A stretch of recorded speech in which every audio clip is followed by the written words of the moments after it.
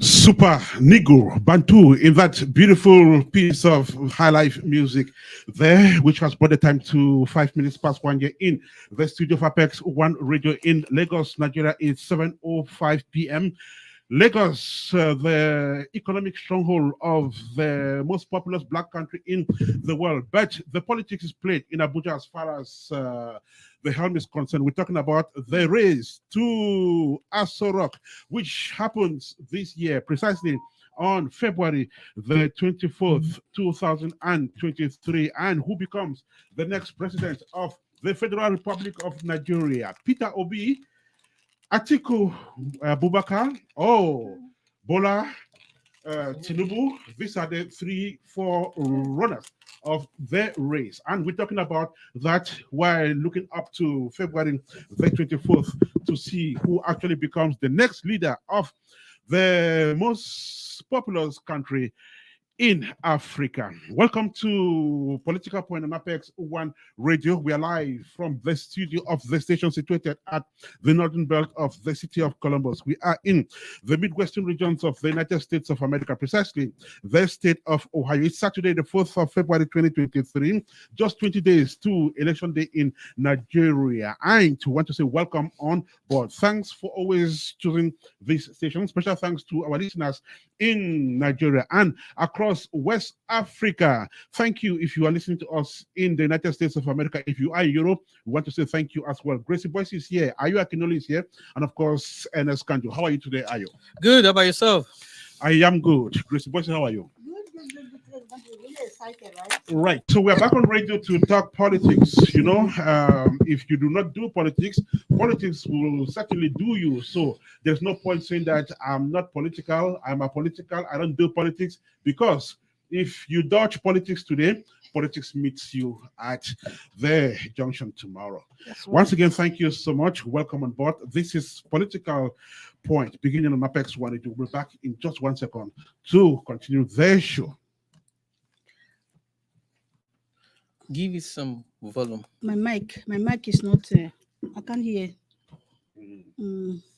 Fix it here. Get somebody to monitor us, maybe your wife or something.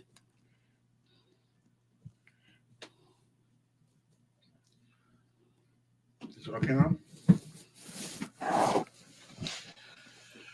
All right, so that piece of music by Super Negro Bantu titled People Nothing Understand has brought the time to 8 minutes past 1 here in the studio of Apex One Radio. On this show, we do not waste time at all. So sit back, relax, and of course, enjoy every bit of what we will be presenting to you today. Special edition of Political Point, reaching you live from the studio of Apex One Radio. And as you can see from on your screen, this is the point of discussion today.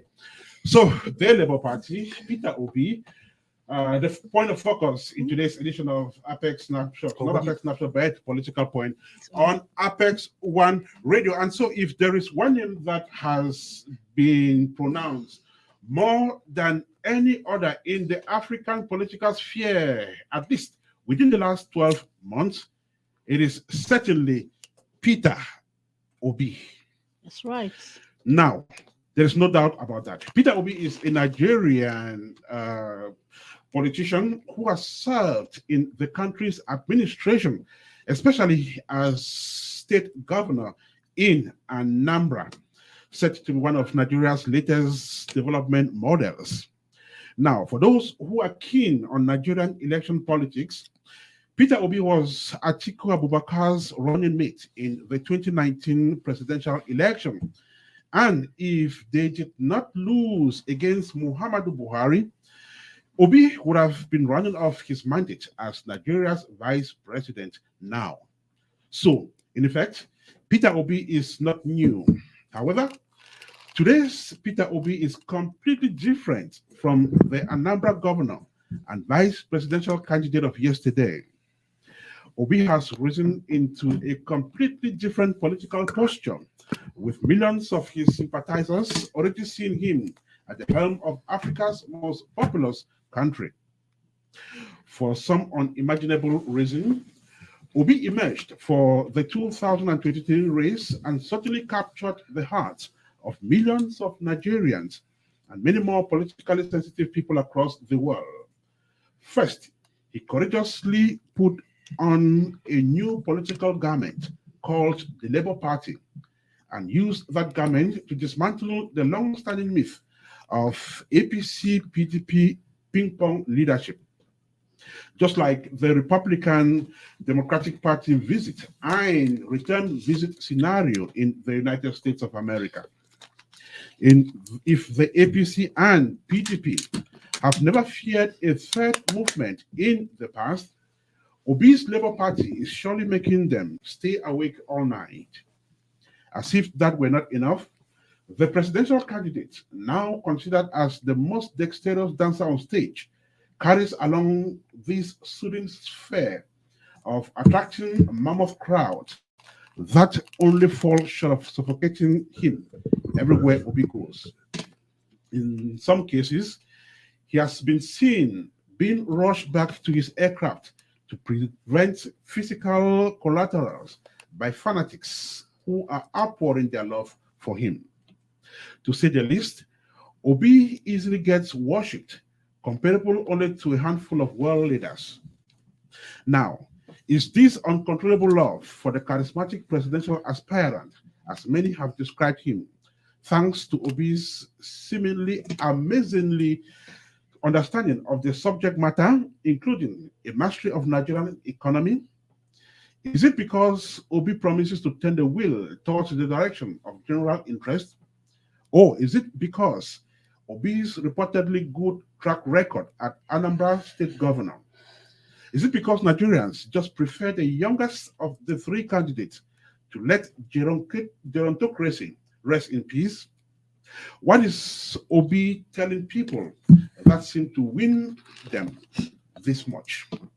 Well, answers to these questions and more will be provided to you by our guest in today's edition of Political Point, Duran Onifade, who is the head of media of the Obi campaign. He is joining us live in this edition of the show shortly. So do not go away. If you have questions for him as well, then we will be entertaining those questions. You can either drop them in our Facebook thread, or you simply tell us you have a question, then we're going to send you a link. You can join us on the air live if you want your voice to be heard. So let's make it an open discussion. Meantime, thank you so much for joining us. Good morning, good afternoon, good evening. Welcome to the second edition of Political Point on Apex One Radio, hosted by Ernest Kanjo, Gracie Boise, and of course, Ayo Akinoli. Maxwell is producing their show.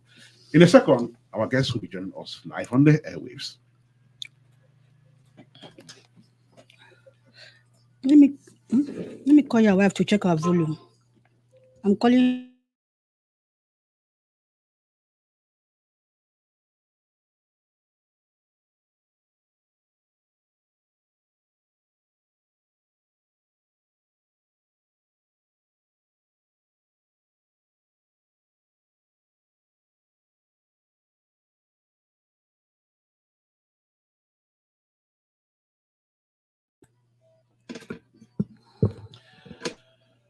And so this is 2023, the year when Nigeria's political history will be decided. And that will be decided when we know who now carry the aspirations of the millions of people in that country to where they expect to go.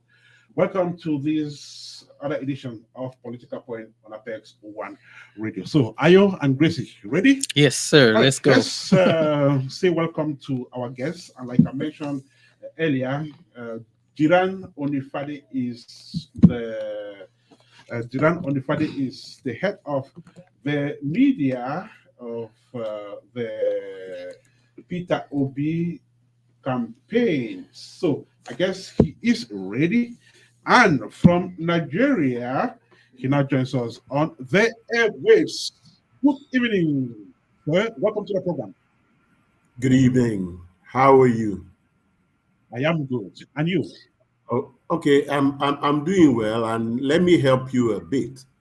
Our campaign is called the Obi Dati Campaign Council.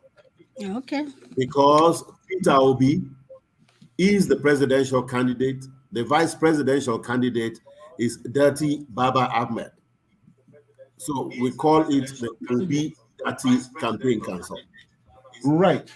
Thank you so much for that clarification, Mr. Duran. So you are the head of the media. You are the head of media of the Peter Obi Dati campaign. All right. So So with that Obi and campaign. his running mates. So thank you so much for that clarification.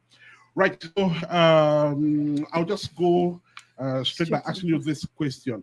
20 days to election day in Nigeria. Tell us, how are you psychologically? Are you in your right frame of mind? Oh God. I mean, you can't be more sure of victory than we are at this point. Oh, that's good. Nigerians have made up their mind. I mean, we have toured the entire length of this country. Today, we are in the 34th of the 36th states of Nigeria. So we just have we're campaigning in Ogun State today.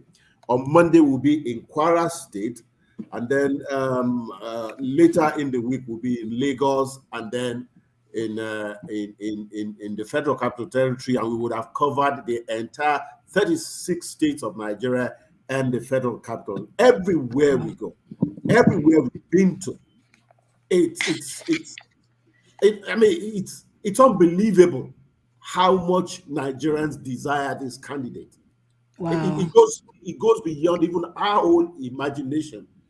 It's fantastic. I mean, you cannot be more confident of victory in politics than we are at this point.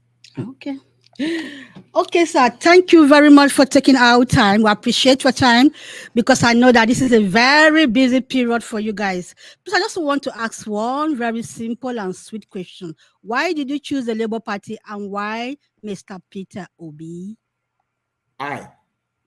Okay. I can explain that. You see, I am in my 60s now.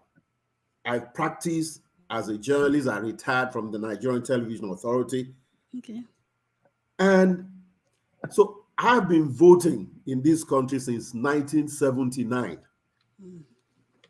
Now, when this particular republic came in 1999, so much was expected of them, but pretty soon they messed it up.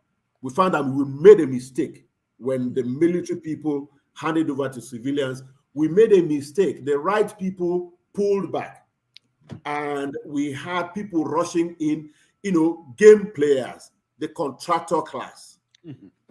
They got into politics, they grabbed power, and all they have been doing is using power to acquire more power.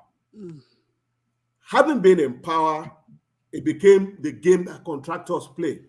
The only interest a contractor has in your entity is profit, material profit. So they're using power to acquire money, and they're using the money to acquire more power. It becomes a problem. Just like the case of it's been easy for you to offer water to a monkey in a cup. How do you retrieve your cup back? That's the situation Nigerians have been in the past 22 years. But we got tired. This past administration was, it came with some kind of expectation. It dashed the expectation again. So those of us who were looking at them, knowing that they were not playing politics very well. I mean, you have a class of Nigerians who are well-educated, well-traveled, good experience and stuff. So we look at all these clowns in politics. I'm sorry to use that word. And I mean, we look at the kind of people we have in politics. It's annoying, but it was difficult for us to do anything about it because they were just going to be switching things among themselves and switching from one party to the other, just like that. Very easy. And godfathers had developed. You couldn't get into politics unless you met the favor of these godfathers. But when this outgoing administration came, it became so tedious that something as basic as freedom of speech become a problem in Nigeria.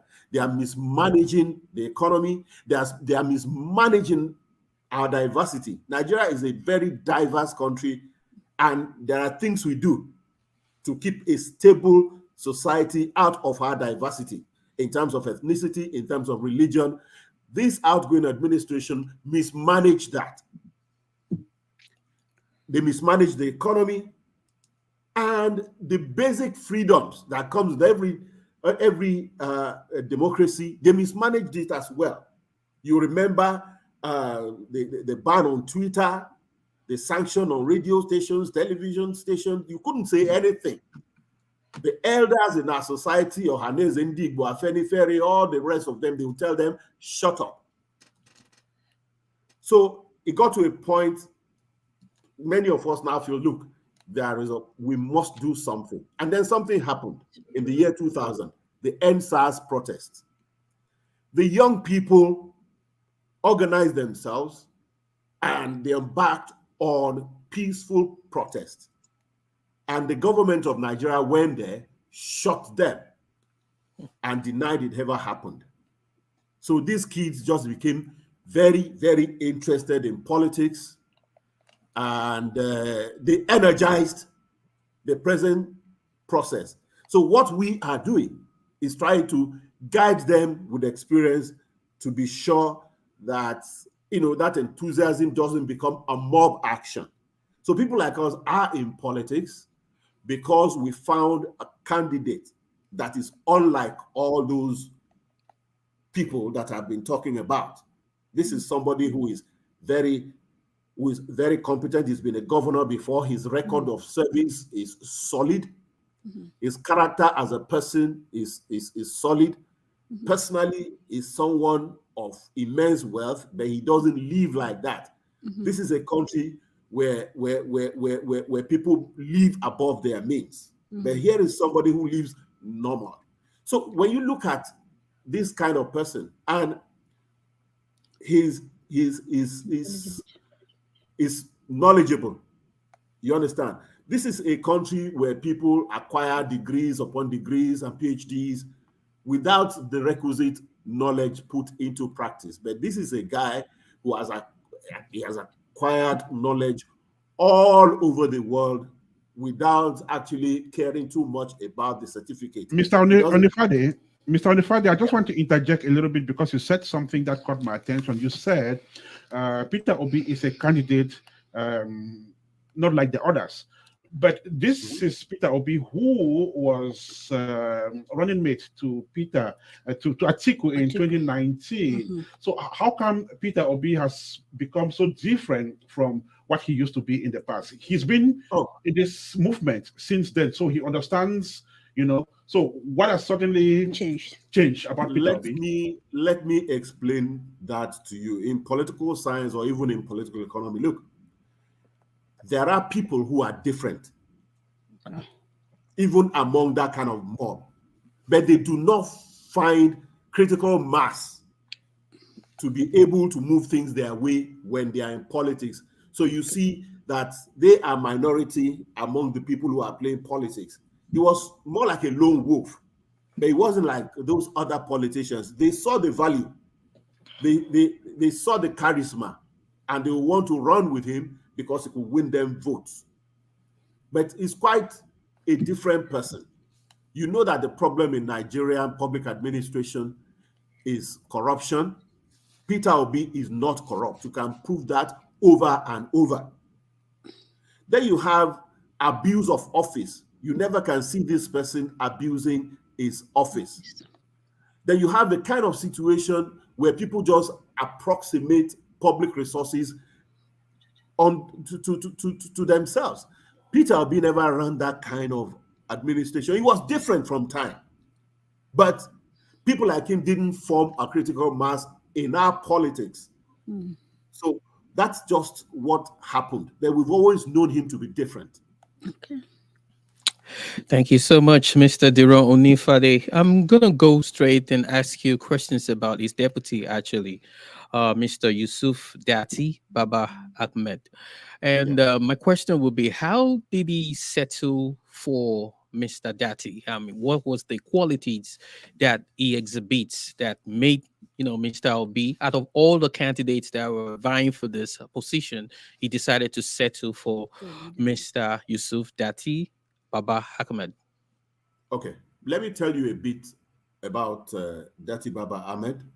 He's from Kaduna State in northern Nigeria. And you know the way our politics plays. If the president comes from the north, the vice comes from the south. If the president comes from the south, the vice comes from the north. So Dati is from northern Nigeria. But he is a solid entrepreneur with political experience. He was a member of the House of Representatives earlier in this republic. He served some time in the Senate as well. But more importantly was his service record. When he was in the House of Representatives, he was known to be supportive of moving motions that were meant to tackle corruption, and particularly is very knowledgeable about procurement laws and processes in Nigeria, because that's where 70% of corruption takes place. And this a man who himself was incorruptible. When he was in the House of Reps, government took a decision he considered wasn't right at that time. They were selling public buildings that were built for legislators to live in when they come to Abuja and hand over to another person. They sold to that particular set of legislators. He was the only one who said, no, this policy is wrong. I am not buying. And at that time, he was a young man who didn't even have much, not even before now. But now, he has done so much for himself. He owns 2 universities, one in Abuja and one in Kano. He's doing so well for himself, but he is known to be an ethical player with political experience. To tell you that Peter Obi is not coming to joke. He's coming with a partner who can help to make the kind of change that Nigerians desire. Yes, thank you so much. When you talk about partner and you talk about the help, right? We know that Peter Obi and his deputy would not be able to make some fundamental changes on their own. They're going to need the Senate, they're going to need the House of Reps, and they're going to need, of course, the governors. When we look at the different contestants vying for different positions, right? When we look at the states, we look at the Senate, and we look at the reps. The Labour Party, it's not really strong amongst those candidates there.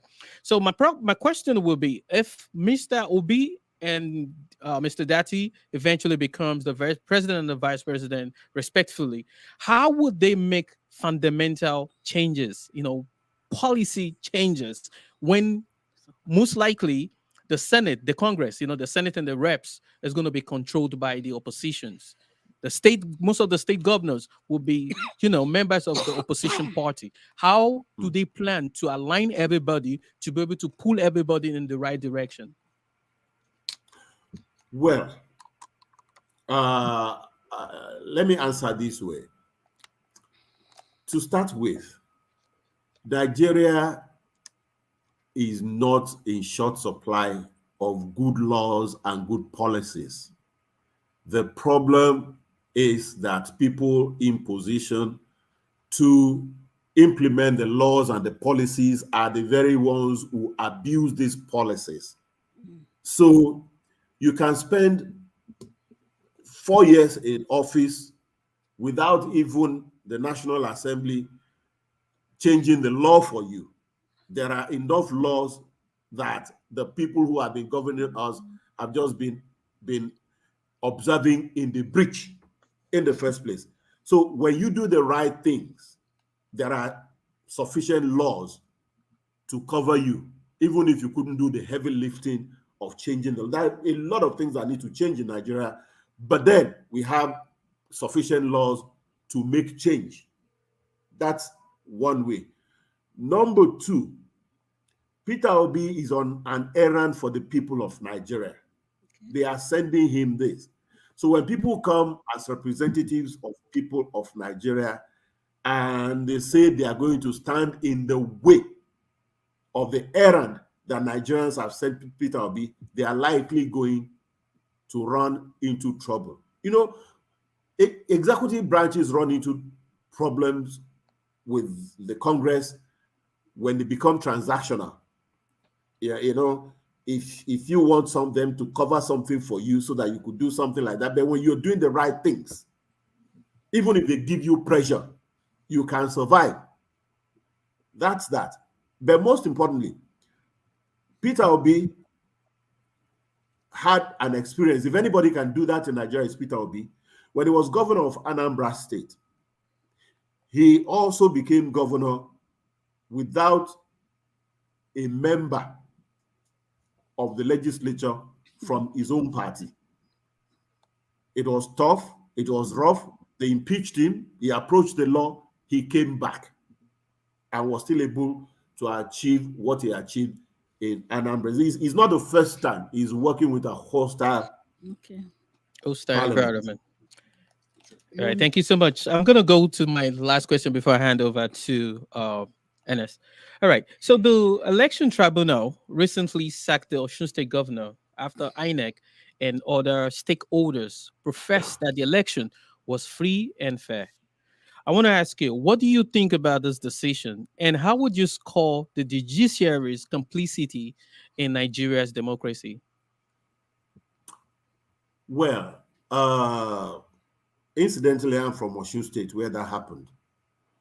So,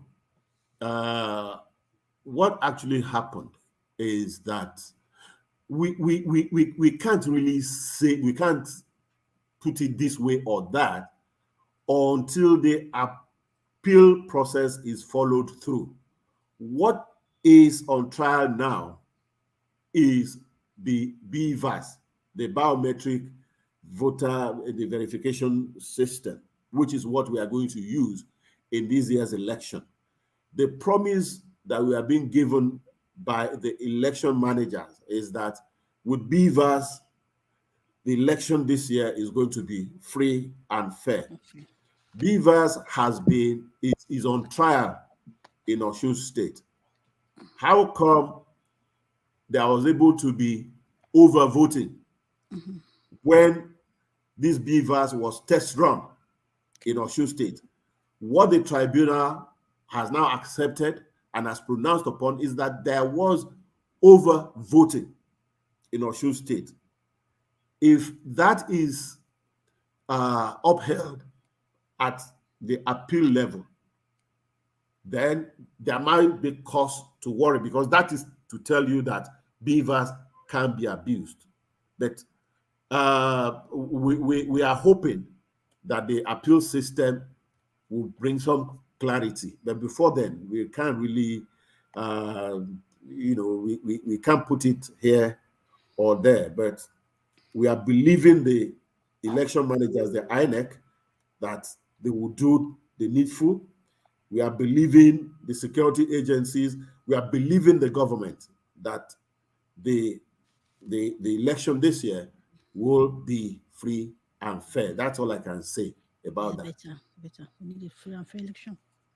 You're listening to Apex One Radio. This is Political Point number 2. And in today's edition of the show, we are receiving the head of media of the Obi campaign, 20 days ahead of the 2023 presidential election in Nigeria, where 3 forerunners are in the news: Peter Obi, Tinubu Bola, and of course Atiku Abubakar. So I've listened to Peter Obi, especially on his economic policy, and he is saying all the time that one of his biggest assignments will be to transform Nigeria from consuming to a production economy. Now, this is so lofty, and I guess other candidates in previous elections must have mentioned this, So is this something that is so feasible? And does Peter Obi think that if he comes to power and is there for 8 years, this is going to happen, in a country as big and as complex as Nigeria? Look, we really have no choice. The reason that Nigerians are going for Peter Obi at this point in time is that these things have become imperative. They have become existential. These are things we either do now or we are doomed. We live in a country of over 200 million people where they don't even produce their toothpicks, their handkerchiefs. Everything is imported into Nigeria. And you now see the pressure on the dollar in Nigeria. $1 in Nigeria is now worth almost 800 of Nigeria's currency. So there is the pressure. We cannot, and look at it, we have owed so much now, we can't even service our debts. And there's these arbitraries of petroleum subsidy that we have been paying. When you put all those things together, we cannot afford to import any longer. We either produce or we perish. So it's not whether a government wants it or not. But if you put a government that doesn't know how to do it, then you are in trouble. It is what to do, but they don't know how to do it. But here comes a government, if we win, that actually knows how to do it and has the will to do it. Okay, I'm going to just do a follow-up question briefly before we bring in some contributors, their listeners who want to ask questions to you as well, sir. So, yes, I just listened to you, and that is good. But for some of these drastic changes to happen, a lot of things have to happen as well. Like some sacrifices need to be made. Resources have to be put in place before things change. So is Peter Obi well established, to handle all of this? Does he know where he is going to, pick up those resources to transform Nigeria in that bigger spectrum? He said he's going to make the country more productive, because that is definitely going to require some huge resources. Does he know how he's going to come about with this? Well, production, the role of government in production is policy. It takes the private sector to do the actual work of production. And Nigeria has a vibrant private sector. It's just policies that frustrate them. Infrastructures frustrate them. You have multiple taxations, you have customs, you have inefficient ports, you have lack of electricity, and so on and so forth. These are the things, and then insecurity. These are the things hampering the private sector. So you need policy to clear all of those. As per the money, the government needs money to run things. But right now, the government of Nigeria is broke. But the government of Nigeria have not been behaving as if they run a broke economy. So you still see conspicuous consumption, not just on the part of the people, but you see the people in government living it up. Long convoys, all kinds of, flying first class, business class, at the expense of government and things like that. So there is so much wastage on the part of the public sector. So when you have a government that can rein in all these things, I've been going on campaign with Peter Obi with travel economy, including Peter Obi a travels coach. And that has been his. Here is somebody who carries his bag. Of course, you know that the Nigerian big man is even too big to carry his own cell phone. There must be a slave to carry his cell phone for him, not to talk of bag and things like that. They are at Heathrow coming to Nigeria. They carry their bags at Heathrow. But as soon as they land in Nigeria, several slaves must come and carry their bags and things like that. These are the kind of lifestyles that will fade with an Obi presidency, so that government can focus government resources on governance, not all these presidential suits in this place, where all those kinds of things that people in government waste government money on, they will be reined in. So there'll be savings for government, and we'll have to renegotiate our debts so that you push it forward and you make judicious use of government money. The era of waste, which we call nyafu nyafu. People leave their businesses to go join politics because politics is lucrative. With an Obi presidency, politics will not be lucrative any longer. Government money will be spent for government purposes. So we will find some money to get by, no doubt about it, because corruption will be reined in, waste will be eliminated. So these two guys can handle it. Okay. That's all good. Right, so that's what he's saying, that if Obi comes to power, politics will no longer be lucrative. I think some people who believe that politics is lucrative will be scared. Yes, that's right. Of course, it's lucrative. All right. So looks like we have Nigerian-based journalists who follows the events on the ground. Joining us to share in this conversation. All right. So Fumi Layo joins us. Is it from Lagos? All right. So let's find out. Welcome to the show, Fumi Layo. You can hear. All right. So apparently you have to unmute yourself so we can hear you. How are you today? Oh, I'm so sorry. Good day. Hey. How are you today? And how is it Lagos? No, this is Ondo State. Ondo State. Okay. How is it over there today? It's okay. The usual, no power supply, but we're coping. All right, beautiful. So before you even join us in this conversation with our guest today, we would like to just know from you, what is on the ground now, 20 days to the election? What is the ambience? What are we seeing out there? Nigerians are trading Naira for Naira. That's something that is trending now. You can't access cash like you want to because of the new policy by the CBN. And of course, there are people saying that this is political, and it feels like the big guns trying to show who can play the game better. And it's unfortunate that the CBN governor got involved in politics, even if we're going to say that what he had in mind was good.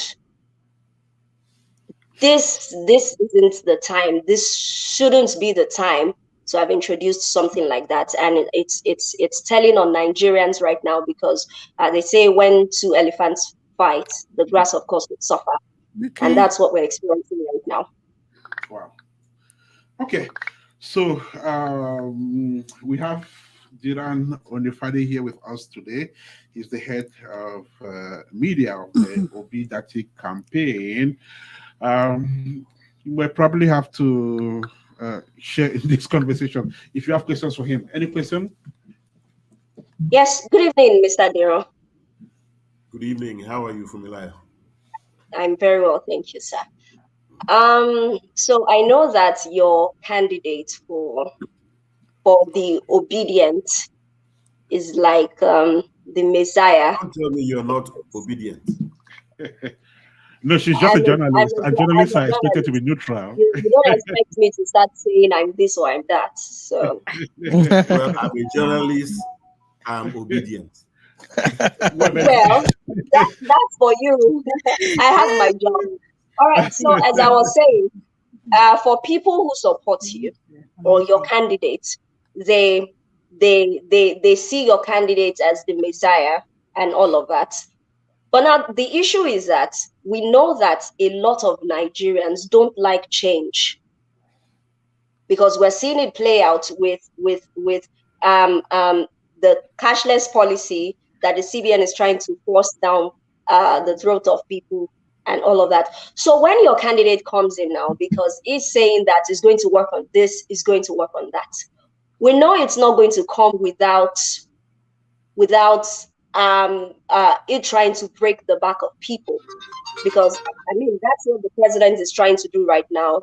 If Buhari is going to come up with a defense, is going to say that what he's trying to do is to help people, but people are already complaining. Nigerians don't like change. So how do you intend to cushion the effect of anything you're going to introduce into the system for people? I guess you're in Nigeria as well, because your power supply is off. Yes, he got frozen there. Apparently, we lost him, but he will definitely Sure, he'll be back. come back. I'm talking about the power supply issue in Nigeria. Is this something that candidates are addressing in their campaigns?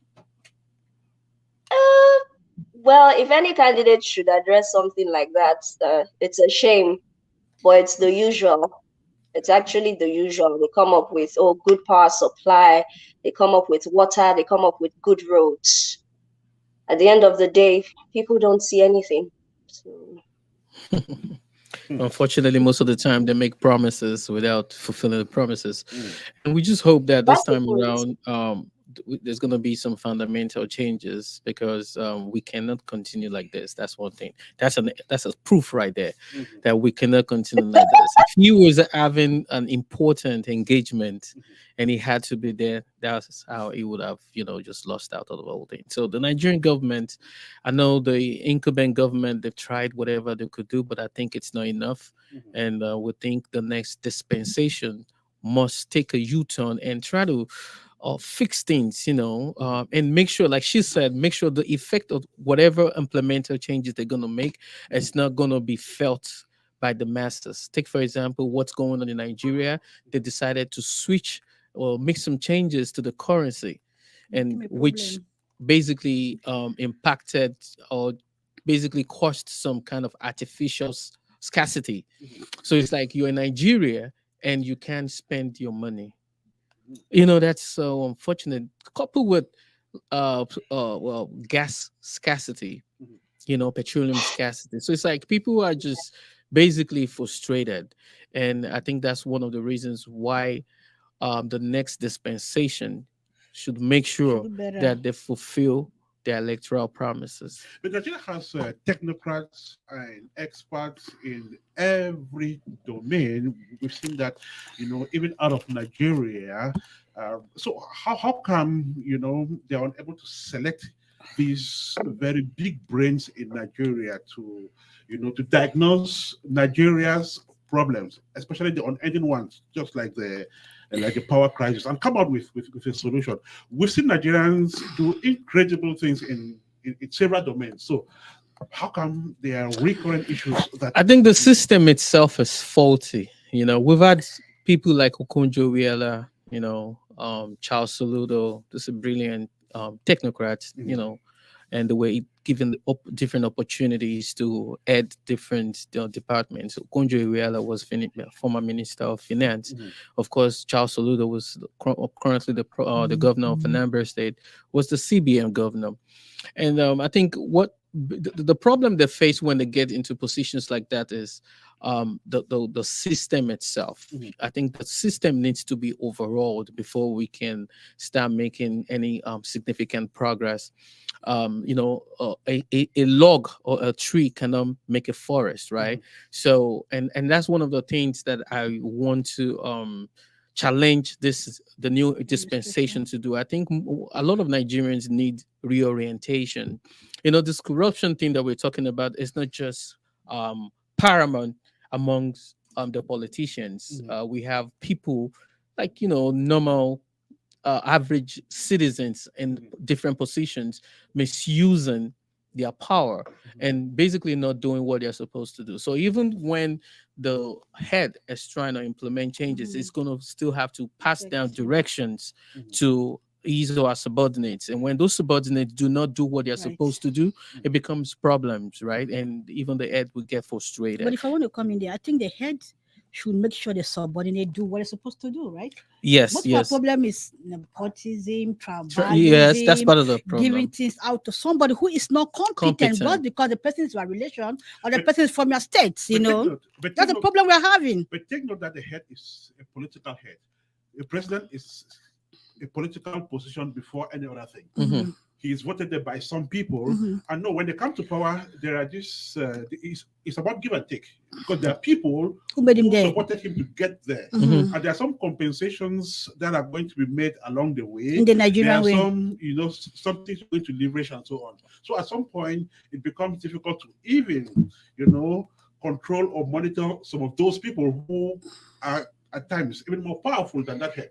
Yes. So just political. It's going to be like we put you there, right? Why do you don't want to listen to us? Now, just like what's going on in APC, right? Yes. APC? And that's one of the reasons. The electorate are okay. The electorate actually puts the debate. There's the inner core, the people. That's what the caucus. That's what I'm saying. Right? Keep him in power. That's one of the questions.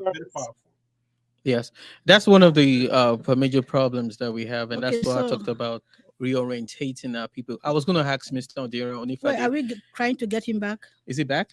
Yeah, he'll be back. I'll bring him back in a second, but let's just find out from the journalists on the ground, like what are people saying about the elections this year? Like, I know Peter Obi is the sensation.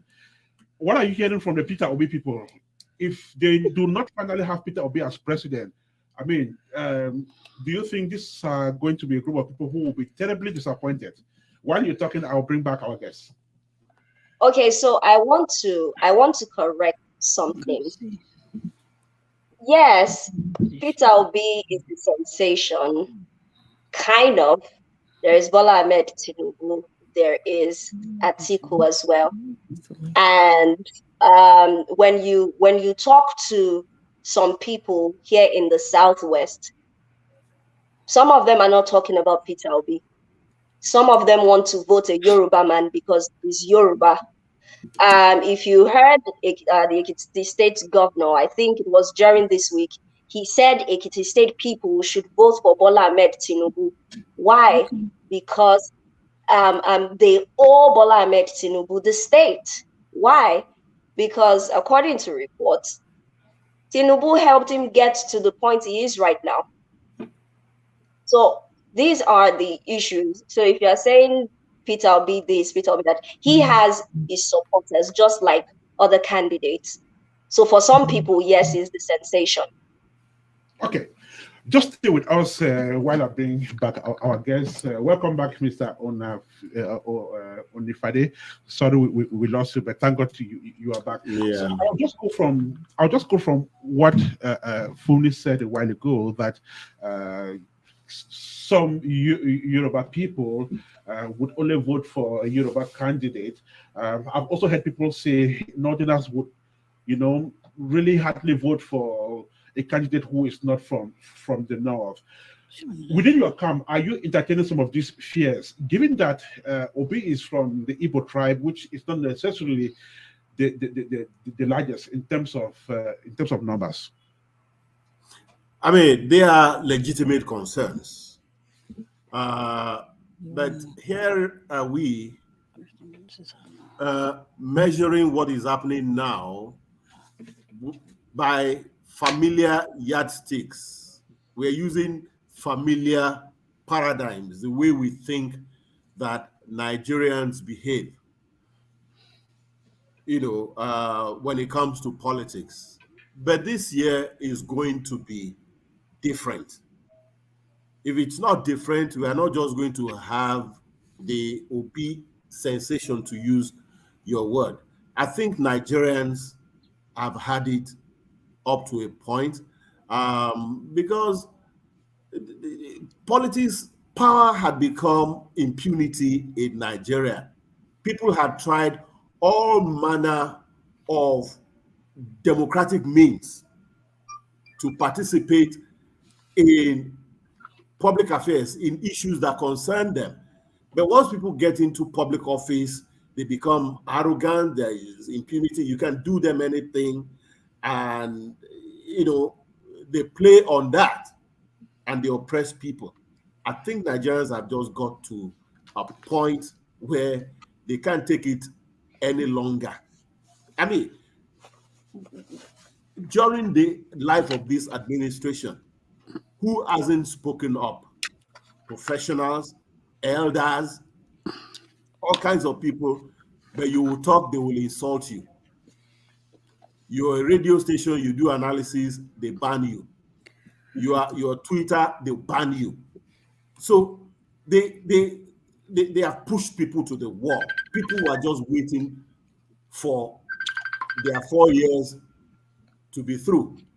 So by now, even before this election started, this election period started, people had made up their mind about this tendency of APC, PDP, because as a matter of fact, there is really no difference in the political class. They do the same thing. They jump from one party to the other because there is no difference between the parties. They are all the same oppressive, corrupt and oppressive political class. And I think Nigerians have had enough, particularly young Nigerians, north or south. We have campaigned throughout this country and we have seen the same emotions, north or south. Talking about the youth, sir, the academic staff union of universities have been going back and forth with this present administration and even previous government over low pay and deplorable conditions of our education sector. The last strike actually, the last strike they embarked upon actually lasted for about 8 months. I know you mentioned that Mr. Dati Ahmed is an academician, So what would be Mr. President Obi's, permanent fix to this industrial actions always embarked upon by Asso? How do we fix this and make sure that the youths get the kind of education that they desire and they need? No, you see, why is ASU on strike? Why have they been going on strike? They negotiated with government, they reached an agreement, they were going to give them some amount of money, and for 10, 12 years, that wasn't done. Now, when you look at this amount of money that government was supposed to commit to the university system, and they have not been able to do all this while, we have found situations where one person can just, look, in Nigeria, the accountant general, for instance, now, he's being tried for having stolen 80 billion naira. Mm-hmm. If you gave that to ASU, it will have almost covered what they were looking for. Yeah.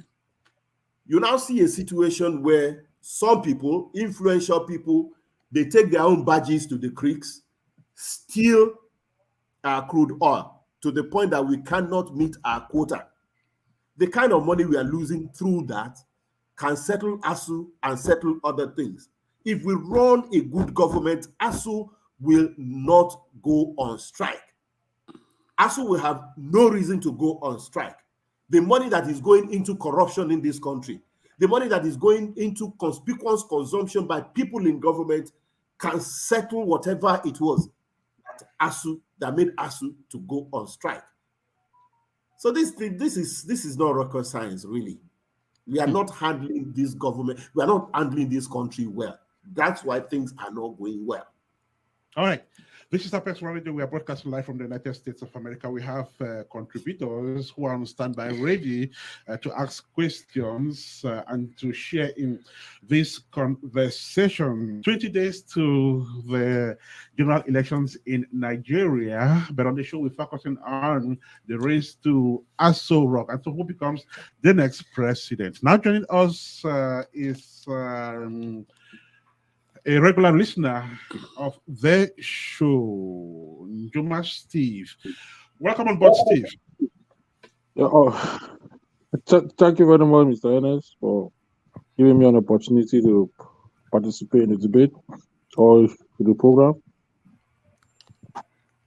Yeah, I have just some two quick questions that I would like to ask my brother, who is a strong supporter of Mr. Obi. Mm-hmm. I think from what we have seen, Peter Obi has been on the scene for a while now, and the way he's being held now, it's like he's the Messiah. What I want to ask is it because Wataro passed Gary, that's why everybody is returning back to Peter Obi, or it's because Nigerians love Peter Obi? That's the first question. Can I answer now? Yeah. Okay, let me answer. Then you answer. Both. Okay. Both, really. Mhm. For us in this country, water don't overpass Gary. We are in an existential situation now. We either do or what else? All the indices that make for a failing country or a failed nation, we are ticking all that. We are checking all that. Is it security? Is it our economy? Is it the number of children out of school? When you have the kind of people out of school that we have in Nigeria, you are providing food soldiers for future insurrections. Why you cannot even handle today's insurrections?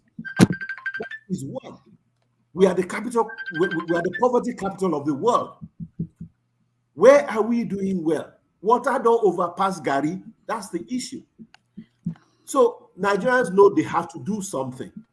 And they found a good guy. A guy with good public service record. He's been governor for 8 years, and not once has EFCC invited him to say, hey, this money we will find somewhere that it's well, come and explain it. You cannot say in Nigeria, where you have a pension law that once somebody has been governor for 4 years or for 8 years, they are going to be paying him so much money a year. They are going to build a house for him in Abuja, build a house for him in his village, change his cars every 3 years, and so on and so forth.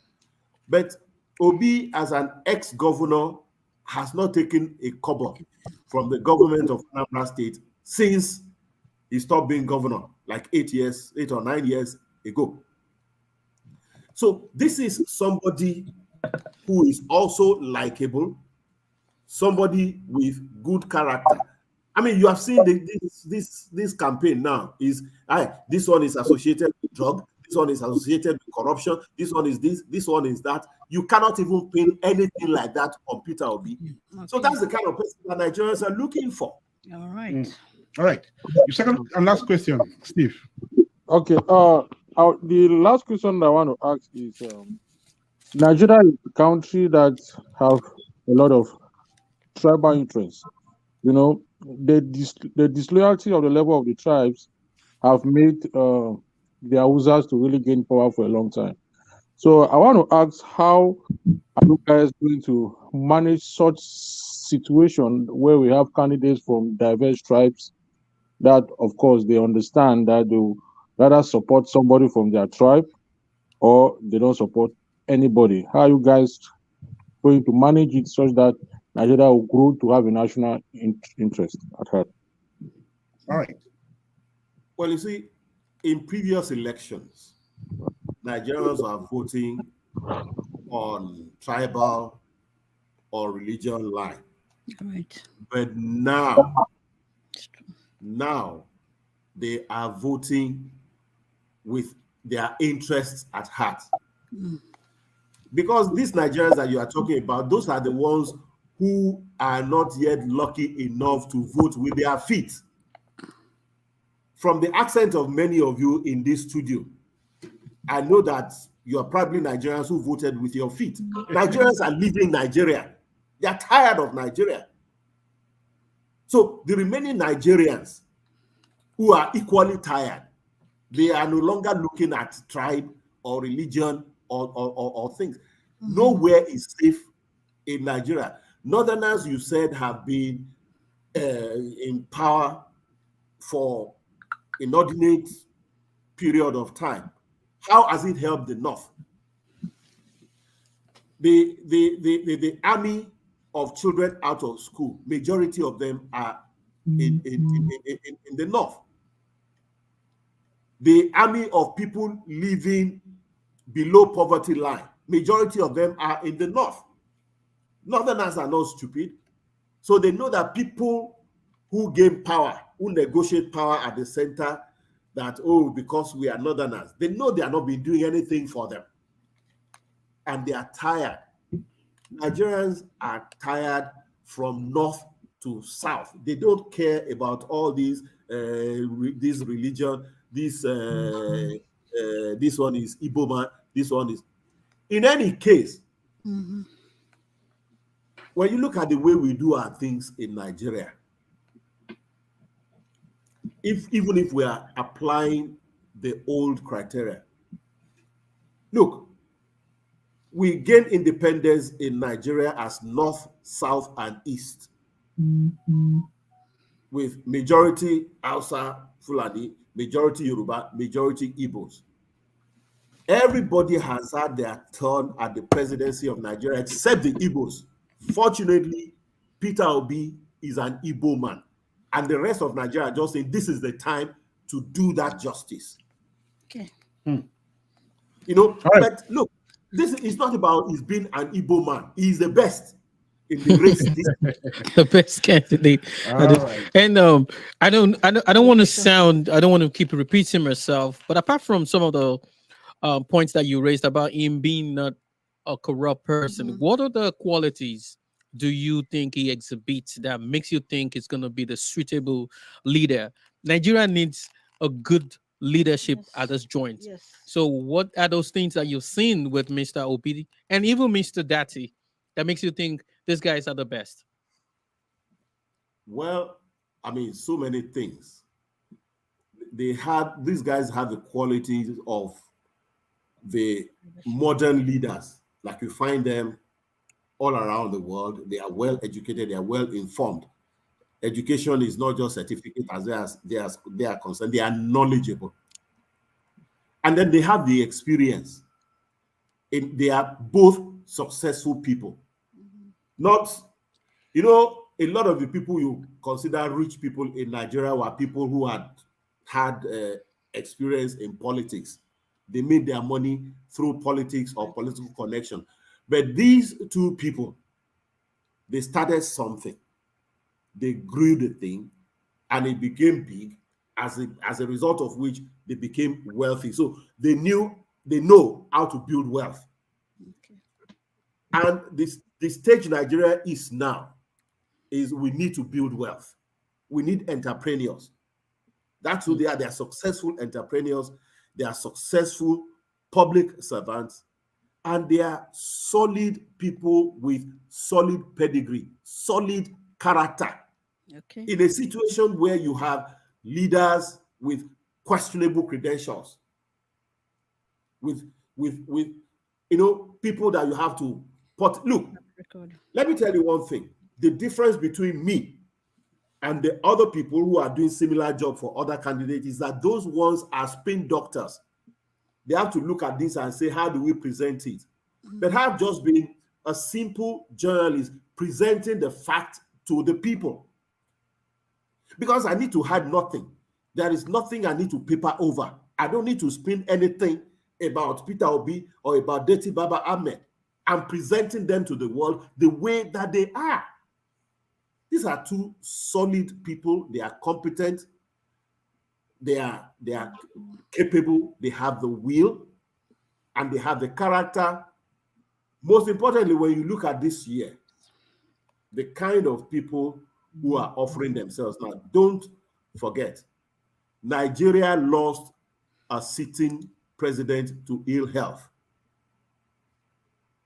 Nigeria had a sitting president who was outside Nigeria for more than 3 months due to health reasons. We need a president who is healthy, who is strong, who is young. And look at the field now among the front runners. Who fits that bill? Okay, I'm going to go to this question, Gracie. Sorry about that. I'm going to talk about INEC one more time. How do you think INEC is truly independent? And how much faith do you have in INEC to be able to conduct a free and fair election and actually hand over to whoever the winner is without trying to manipulate like we've seen in previous cases? Well, up till now, we have no reason to doubt INEC. Okay. That's my answer to that. Okay. Yes, answer the question. That's nice and short and Straight simple. to the point. Yes. All right. Can I ask, while you are busy trying to get somebody, right? Yeah, go ahead. Okay. Oh, so there's this slang or there's yabis going around that P2B is just a internet president that is not going nowhere. What do you think about it? That was what we heard when we started. Okay. And they said, oh, they just exist on the internet. They are not on the ground. Mm-hmm. That was before INEC declared open the campaign period. Okay. And then the campaign period came and we were hitting state after state. And it was beginning to occur to them that these people actually have, they used to say we have no structure. Mm-hmm. That we have no structure.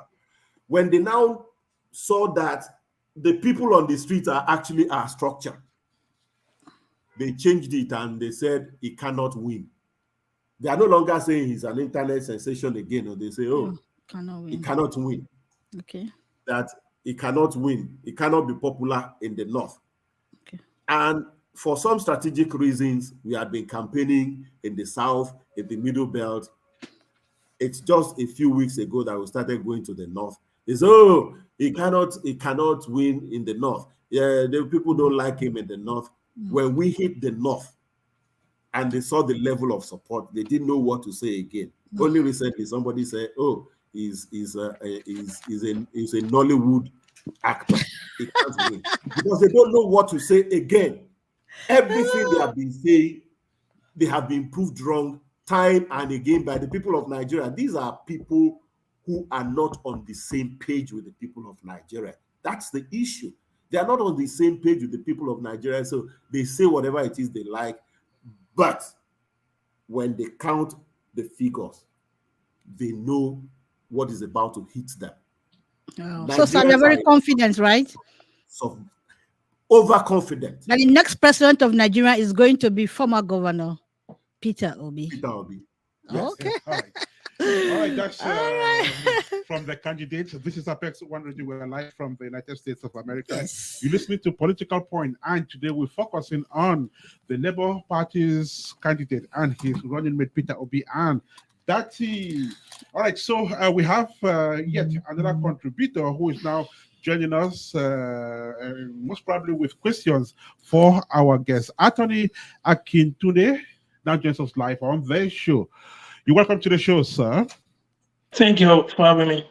How are you today? I'm doing well, staying warm. All right. So let me just ask you this question before you go ahead and share in this conversation. You are a Nigerian, and regardless of the political direction to which your heart beats, are you also one of those who has been caught up with this euphoria of Peter Obi. I am not a Nigerian, but it has caught me as well. So tell me. Yeah, so I was on your show last week when you brought articles of spokesperson, and I made it emphatically clear that I am non-partisan. I don't really care about the political affiliations of all these politicians. My own is just to, ask them questions or talk about the issues that matter to the people. So I don't have any emotional affinity or attachment to any of the candidates. But does the fact that Peter Obi is in every mouth, means something to you? Even if you were not very politically sensitive, are you particularly Yeah, politically sensitive this year because of the euphoria around this man? I mean, nobody will tell you that Peter B has not made some significant changes to the electoral process in Nigeria right now. A couple of months ago, it would have been, unheard of that someone like Peter Obi would take over the political landscape with his enthusiasm and followers, both on the internet and on the ground. So, yes, he's making waves and he's throwing a new challenge into the system. And what we don't know for sure is whether this is going to lead to his victory. But again, he has really given the established candidate a run for their money. All right. So we have Duran on our Onifade here with us. He's the head of media of the Obi campaign. You probably have some questions for him. Yes, sure, certainly. And I asked the same question of articles of spokesperson, and this has to do with corruption and ethics. I'm very big on that. I've written a lot of articles on that, and I also did some consulting, in the corporate world about FCPA, which is Foreign Corrupt Practices Act. So I read in the news some years ago, and they mentioned the Pandora Papers, and this was a revelation from top journalists in the world, including journalists from the Premium Times, who covered the Pandora Papers. And in these papers, they found out that some politicians all over in some countries, including Nigeria, were involved in illegal tax evasion practices and keeping their money in offshore accounts, and that affecting the tax base of those countries that they live in. And Peter Obi was also implicated in these Pandora Papers investigation. In fact, it was up before the EFCC for questioning. And also when he was the governor of Anambra State, there was this issue of conflict of interest, wherein he made some deal with a company owned by his dad or his family. So my question to his spokesperson is, do they have any, how do they address these questions that people are asking that, okay, you have painted this guy as a saint, but do you have some some reservation about some of these news about Pandora Papers as well as conflict of interest? Okay. To start with, I can't remember myself using a word like saint, because no one is. Not me, not you. Now, when it comes to Pandora Paper, you said that the EFCC invited him. Okay. What has been the outcome of that? Did the tax authorities of Nigeria say that Peter Obi did not pay tax? Is he owing tax? So if, it's easy for you and I, because we are not at that level wealth, to make some big deal about how people with big money manage their big money. I mean, if you see a pauper out there and they see you with $100, they'll think that you're a thief for having $100. So, as a matter of fact, the way I look at it personally, not saying it is right or wrong now, is that look, the kind of thing revealed by Pandora paper, that's the way people with big money manage their money. And it has not been proved that he stole the money from the government of Nigeria. It has not been proved that he dodged tax in Nigeria. So what is the big deal? What's the hot air over how a man keeps his money that he earned legitimately? And he explained it that 70% of that money is used as a backup for a loan, for an investment. This is how people with big money manage their money. It may not be open to people like me because I don't have a lot of money, but quite honestly, everything is potentially dangerous in politics, so these issues will come up every now and then. But in a country where, I mean, a large percentage of people who have money, their money can be traced back to government. This is somebody who has served in government, and government can't say he has taken our money. The same thing, the ethical issues of investing money in a company that his family is connected to. He has explained that over and over. It was just an investment, like several other investments, and it wasn't as if the state lost money. He was investing and saving for the state. He saved in other places. He kept money in many banks, not necessarily the bank that he owned. So, and the state didn't lose money as a result of that. So, I mean, for me, I really don't, other than, well, political hot hair, I don't really see much issues. When you look at the ethical baggage that people carry, okay, look at the other people in the race with him. Is it the one that, I mean, look, I don't want to discuss all the other countries. You can go ahead. I think you're getting to something, and one of the things that one of the issues that we are trying to. Yeah. So now we don't want to compare Peter Obi to Tinubu or to Atiku, because when I asked the spokesperson of Atiku the same question some weeks ago, he kind of evaded the question and then generalized it as, this is normal, this is what people do. So when you say that, well, this is how big people manage their money, that's not true. I've worked with high-profile clients when I was working for Ernst & Young, a global organization, and I've dealt with a lot of big transactions. When you pack your money or you try to put your money in offshore accounts in all these offshore territories, trying to evade taxation from the countries that you live in, then you're denying those countries or their tax revenue. So this is not how regular people handle their big money. And when you're a politician, you should also understand that you have to have the best interest of people at heart. But if you're doing business and hiding your profits in an offshore account, then that raises some questions. As per the ethical issue, of course, it's a big deal when you, as a governor, uses your position or authority to invest the state's fund in a family business. Then that raises some questions. Let me take you to the main campaign right now. The campaign is getting really very tense, and people are beginning to make up their minds, even the undecided voters.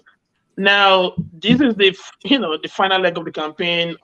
We're getting close to the final leg of the campaign, and you need a lot of money and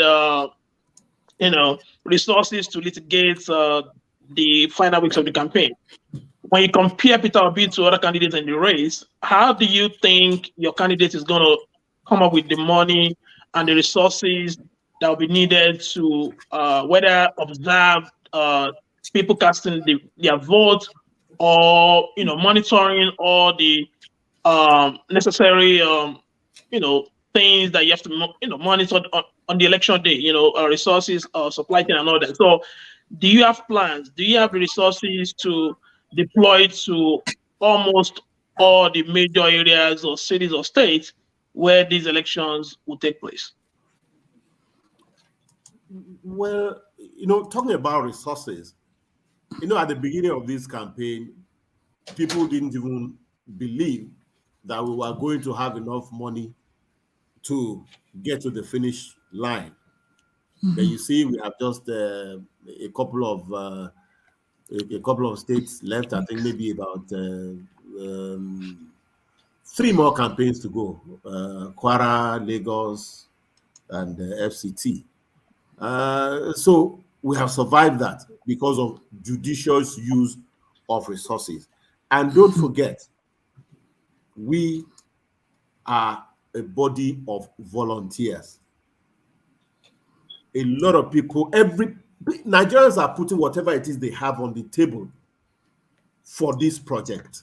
Those who have money are throwing in money. Those who have expertise are throwing in expertise. People such as me and a lot of other people involved in the campaign, we are not necessarily being paid any consultancy or whatever, that we are getting the job done. So are the people. Let me tell you one thing that is interesting. You see, the other political parties, when they call you to the campaign, they pay you for coming to the campaign. They give you food. They give you this. They give. We don't pay people to go to our campaign. And instead, common water we don't even give them. They are the ones that will now be frying puff-puff. I don't know what the snack here we call puff-puff. They are the ones instead giving us puff-puff and pure water. So people are actually, they are throwing what they have at this election. I mean, now, coming to the election expenses, it's not like we are not having plans. We are raising funds even up till now. And I believe we will handle that the same way we have handled the campaign, even though people don't think we can do so. We're gradually but steadily moving to the end of this program. I don't know if we have other contributors. We'll probably just take one more contributor. Akintunde, did you have just one last word and very brief? No, I have no other questions. I wish you all the best, sir, and hopefully Nigerians will get to select the best candidates, and it's going to be a peaceful election. Yeah, that is fair enough. Thank you so much for joining us on the show, Akin, today. Now joining us is yet another listener who would probably ask just one question before we run off. Dumotein Ojuka, let me just call her Dumo. Welcome to the show, Dumo. Am I on to it? I don't know. Yes, you are live. We can't see her. Oh, okay. You are on live. Yep, go right ahead. Thank you. Good afternoon. Sure. I'm talking from Atlanta. Mm-hmm. Thank you, sir, for I've been listening though. Okay, how is Atlanta today? Thank you. How is Atlanta today? Yeah, I just have one question because the program is almost ending. Okay, sir.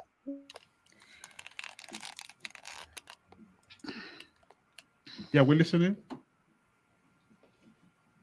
Hello.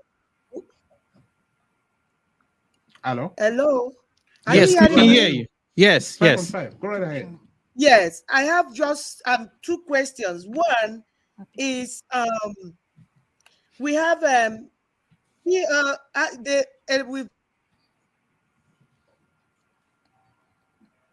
I don't know if we've lost her. Can you hear us now? Okay, apparently we're having some hitches there with her sound. She's not coming through. Hopefully she'll get herself together before we run off. Hello, Dumo, can you hear us now? All right, so we'll play for time and give you just a couple of seconds more so you can try again and join us. Let's go back to our guests. So we are today, the 4th of February. what next as far as your campaign is concerned? Where will Obi and Dati be? Maybe tomorrow, maybe the day after? Yeah, the day after we are going to be in Kwara. Okay. In Kwara State, which is in the Middle Belt. And then afterwards, we are going to do Abuja on the 9th of February. And then on the 11th, we round off with the mega rally in Lagos. Mm-hmm. Okay. Well, I don't know if more questions. Yes, so I will ask one very last question. So basically, we've had the Igbos clamoring for Biafra nation, and we also have the Yorubas doing the same thing, clamoring for Oduduwa Republic. What do you think your principal would do when he eventually becomes a president to better integrate Nigerians, so that we can reduce all these agitations and bring people from all walks of life, religious and ethnic backgrounds together so that we can cohabit peacefully and move forward. You know, what you're talking about, the agitations that you're having, they are as a result of two things: poverty and then the mismanagement of our diversity. So we are hoping that our candidate, when he becomes president, will manage the diversity of Nigeria very well. And if you look at the way he's been managing the campaign, I personally believe that he can cope with managing the diversity very well. Then, most importantly, there are too many agitations in this country because people have grouses against this country. Okay. And when you leave as many people, 133 million people in poverty, Yes. what do you expect to happen? When you leave such people in poverty, you have recruited foot soldiers for all kinds of agitations. So when you put people out of poverty, you reduce the level of agitation. When you listen to people, when people have grudges, you allow them to express it. That is the kernel of democracy. But these APC, PDP people, they have mishandled that completely. Look at what has been happening in this country. Big pastors will talk, government will tell them shut up. Big imams will talk, government will tell them shut up.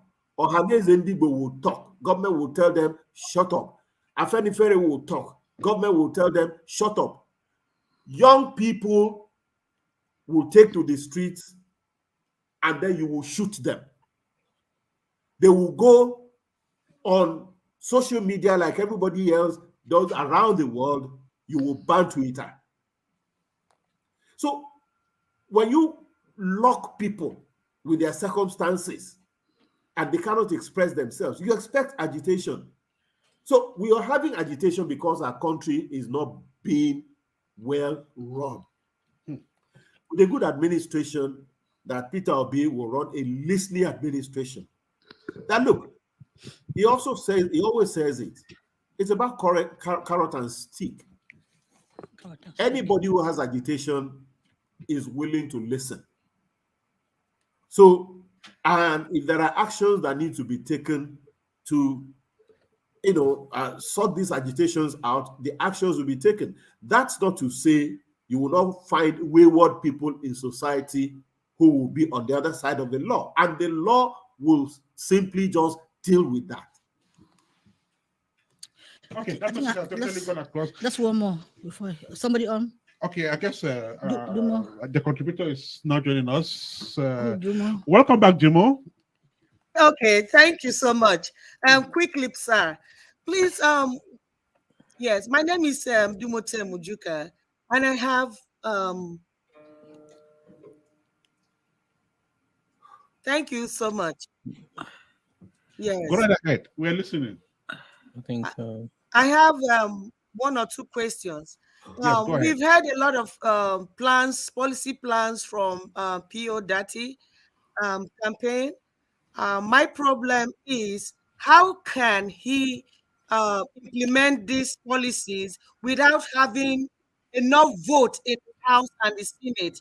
Because it's like we only know about um, Peter Obi and his assistant, his vice president to be. But I don't know if we have a lot of candidates on your end that are vying for position in the House and the Senate. If we are actually practicing federalism, of course, you know that policies cannot be implemented without enough votes in the House and the Senate. And secondly, you say he has promised us true federalism. How can he go about that without reforming the constitution or amending the constitution? Thank you.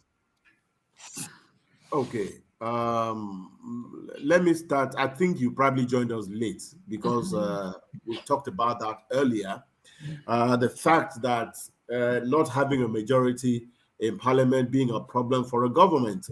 Yes, in a democracy, it should be that way. But in our own particular democracy, what happens? What puts you in trouble with the parliament is if you're doing deals. And then they want this, pork barrel kind of politics. You want this so that they can get that and things like that. But if you're not doing deals, if you're not transactional, the trouble you are going to get to will be less.